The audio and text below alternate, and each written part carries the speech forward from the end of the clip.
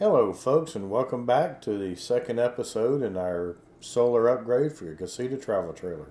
On the first episode, we installed a DC connector on the battery door so that we could plug a self-contained external power source, i.e. solar panel, into the trailer.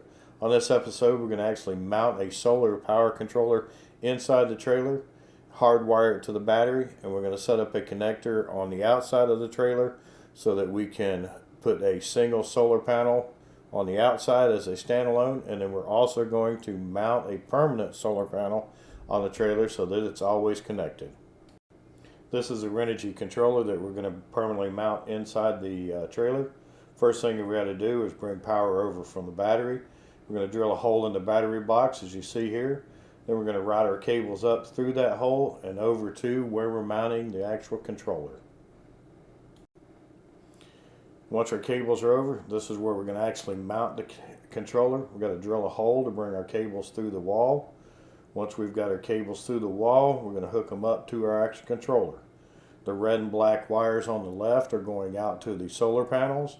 The red and black wire in the middle is going to the battery, and then the small red and black wire on the right is what's connected to the temperature sensor, which goes back to the battery to monitor the temperatures on the battery for charging. Once we've got all this set up, we're going to put the rubber piece over it to protect it, and we're going to actually mount it to the side of the cabinet with rivets. You can see here where we've got it mounted with the rivets. It's firmly attached, and you see where the cables come through on the bottom. Alright, let's go outside now. We're going to drill a hole into the trailer where we're going to put a connector for the actual external solar panel. You can see where I'm feeding it through here. It's the same connector that we put back on the door previously, an SAE connector. We're going to take it, put it in. We're going to drill the top two holes. Once we get those lined up, we're going to silicone the back of it, and then we're going to pop rivet the top two pop rivets in. Once those are in firmly, we're going to turn around and drill the bottom two holes and pop rivet those in. Alright, this connector I'm installing is going to go to an SAE Y connector, and from there over to the controller. That leaves me a connection for the hard mounted solar panel, which we'll be doing after this. Next thing we're going to do is actually hook up the portable solar panel, which you see here I've got it hooked up, and from there we go inside the trailer and you'll see that it is charging. We've got the solar panel and the battery lights on, and you can see that we're at 14.3 volts, which is feeding, charging our battery off the portable solar. Now that we've got the portable hooked up, we're going to go ahead and disconnect the portable solar panels and hook up our permanent solar panel. The permanent solar panel is going to be a 50-watt solar panel that I'm going to mount to the box on the front of the trailer using these aluminum L brackets that I bought from Lowe's. What I'm going to do is I've drilled holes to match the holes on the panel. We're going to connect them with these stainless steel nuts and bolts with nylons so they don't come loose.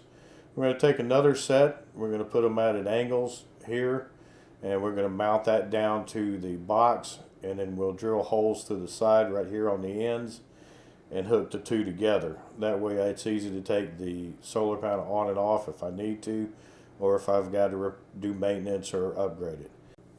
You can see where I mounted one side down here with 3 pop rivets, and it's pretty stable. And I'll go ahead and mount the other side now and put 3 pop rivets into it. Alright, now that we have the mounts on, the next thing we're going to do is run the cable here. And you can see it's a standard solar cable, and I've taken a black sheathing, put it over the outside of it to protect it. And this is what we're going to run back under the trailer and put up to the controller.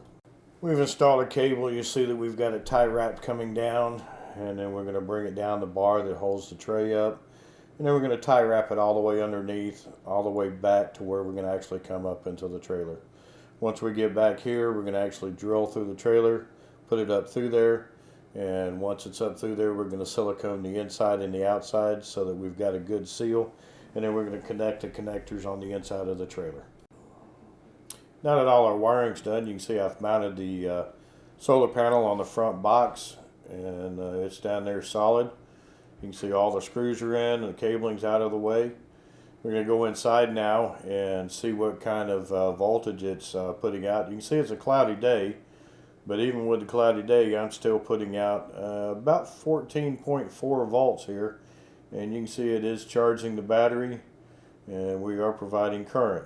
And then the last thing I did was I went ahead and tie wrapped all my wires together. It's hard to see down in there, I understand that, but all the wiring's tied together so that it's all nice and neat and connected. And then I went ahead and siliconed the battery box in here.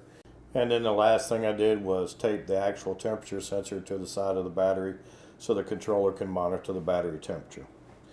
We've set it up this way so that we've got the 50-watt permanent solar panel to trickle charge the battery, and then when we're boondocking, we can plug in the 100-watt solar panels to give all the power we need for boondocking. We hope this has helped you out. We hope you've enjoyed it. We appreciate you watching. And remember, if you like the videos, go ahead and please hit the thumbs up and subscribe to the channel.